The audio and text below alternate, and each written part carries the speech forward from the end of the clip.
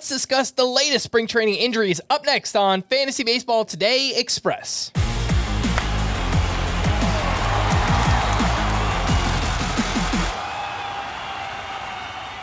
Welcome into FBT Express on Tuesday, February 17th. I am Frank Stampfl, joined by Chris Towers, and it's that time of year, Chris. Every day we've got some injuries popping up in spring training, and the biggest one of the day, Pablo Lopez will undergo an MRI after cutting his live BP short due to right elbow soreness. Last year, Lopez missed 2 months with a grade 2 teres major strain in his shoulder, and then his season ended on the IL with a strained right forearm. So, 2 injuries to the arm last year, and now we're getting this news about the elbow. It feels pretty ominous.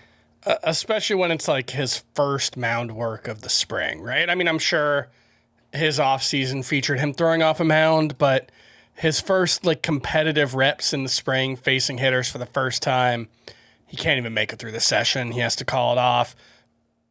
They might just be operating out of an abundance of caution because it's the middle of February and there's no reason to take any risks. But Lopez is a guy, like you said, who missed a bunch of time last season.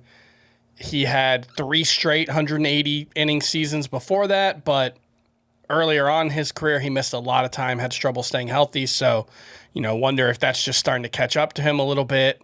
He'll be 30 on opening day. I think at this point, if you're drafting between when we're recording this and when we know for sure the extent of the injury, I think Lopez is just a late round pick. Unfortunately, it's a real bummer because I was hoping for a break or a bounce back season from him, but that elbow barking already is definitely something to be concerned about, especially for a Twins team that does not have a ton else going for them in the rotation.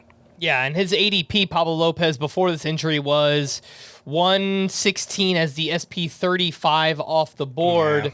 Looking at the Twins rotation, outside of Lopez, you have Joe Ryan, Bailey Ober, Simeon Woods-Richardson, Taj Bradley.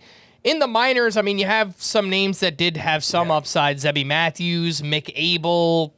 Any of those stand out if Pablo Lopez misses time? Yeah, I think they actually have interesting AAA depth. I'm a big fan of Zebby Matthews. He's one of these guys who, if you go back 5 years, he's probably a very popular sleeper coming off the season. He just had, I know it was a 5.56 ERA. I know he has not been good at the major league level, but we're talking about a 25% strikeout rate, only 7% walk rate. 18% K-minus walk ratio is very, very good. He just gives up a lot of hard contact.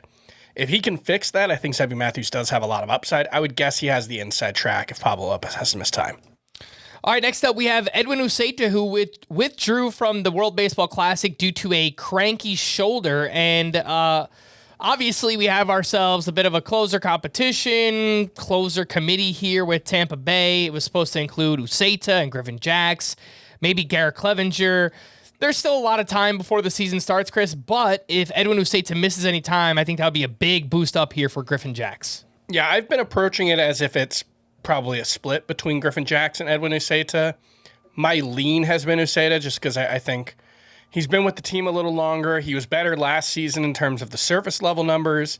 And Jax just has that multi-inning ability that I think gives him some flexibility. But look, Uceta not starting spring training off on time makes it possible, at least, that he'll have to miss the start of the season. And anytime you're talking about a closer, you just want to get your foot in the door because Griffin Jax is absolutely good enough to take this job and run with it. In 2024, he had a 2.03 ERA.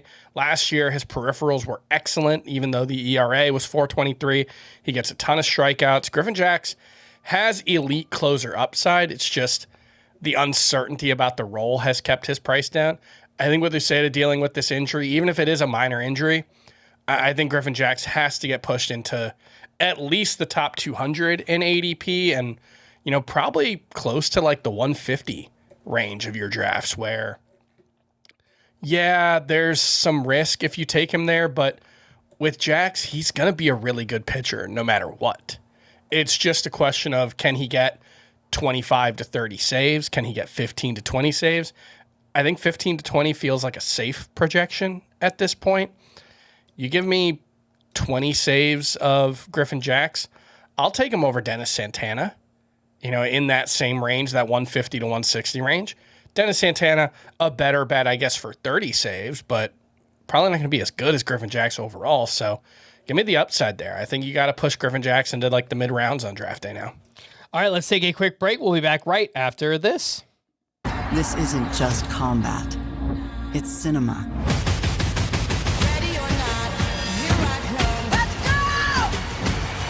Are you not entertained? The new home of UFC, Paramount Plus. Welcome back in, FBT Express, going over the latest injuries in spring training, and the hits keep on coming for the Atlanta Braves. Hurston Waldrep is dealing with right elbow discomfort and will visit specialist Dr. Keith Meister later this week. The Braves are already down Spencer Schwellenbach, who has loose bodies in his elbow, and outside of him, I mean, their rotation is very thin right now. They're depending on other guys coming back from injury, Ronaldo Lopez and Grant Holmes. Still feels like a good destination for someone like Lucas Giolito, but that hasn't happened yet. This is a very, very thin Braves rotation right now, Chris. Yeah, they've got names. I mean, Chris Sale and Spencer Strider at the top, Ronaldo Lopez and Grant Holmes. Bryce Elder has had moments of utility. But, man, when you start to get to the minor league depth, and it's Didier Fuentes, who made his debut last season but did not look ready. J.R. Ritchie, another prospect that they really like. Then you've got names like Carlos Carrasco, Martin Perez, who are non-roster invitees to spring training. This would have been a really good landing spot for Zach Gallen. I understand why the Braves opted not to go that way, because they would have had to give up a first-round pick in compensation for signing Zach Gallen. I don't think that would be the case for Lucas Giolito, so Lucas Giolito would make so much sense. I don't think he's great, but more than anything, the Braves just need bodies right now. I mean, you look at the rotation, you probably, like Chris Sale won the Cy Young 2 years ago in 177 innings. I would guess that's close to the max. I don't think you can count on Spencer Strider for 180 innings. I don't think you can count on Ronaldo Lopez or Grant Holmes for 100 innings, given the injuries that they're coming off of, shoulder in Lopez's case, elbow in Grant Holmes' case. Bryce Elder, I don't think is very good. This team needs help. They've been hesitant to make big swings when it comes to pitchers. Alex Anthopoulos seems to have if you're not a difference maker, you're not really worth anything kind of approach to building his rotation. But right now, they kind of need guys who can just sop up innings for them. And Lucas Giolito, I think he's probably an average pitcher at best at this point, but he can go every fifth day and give him innings. And I think the Braves really need that right now. There's some upside in this rotation for sure, but attrition is the name of the game at pitcher. They've already lost two guys before they've even started competing. It's a really bad sign. One of the names you brought up there that I think is kind of interesting is J.R. Ritchie. I mean, he is a prospect of note and has already made 11 starts at AAA, and it's coming off a really good minor league season last year. He gets ground balls. It's right around a strikeout per inning. So if they need some help there, I think J.R. Ritchie is a name to watch, but I think, they still could be out on the free agent market as well. Last one I'll mention here, Tommy Edman will open the season on the IL after having off-season ankle surgery. So one of Hesung Kim, Alex Freeland, Miguel Rojas is going to fill in here, but really just feels like the deepest of leagues, NL only, things like that, where anyone who's even playing has to be on your radar. But anything shallower than that, I don't think we have any interest there in the Dodgers replacement at second base. For more extensive fantasy baseball coverage, listen to our full-length podcast, Fantasy Baseball Today, on Spotify, Apple Podcasts, or anywhere else podcasts are found. Thanks for listening to Fantasy Baseball Today Express, and we will be back again later this week. Bye-bye.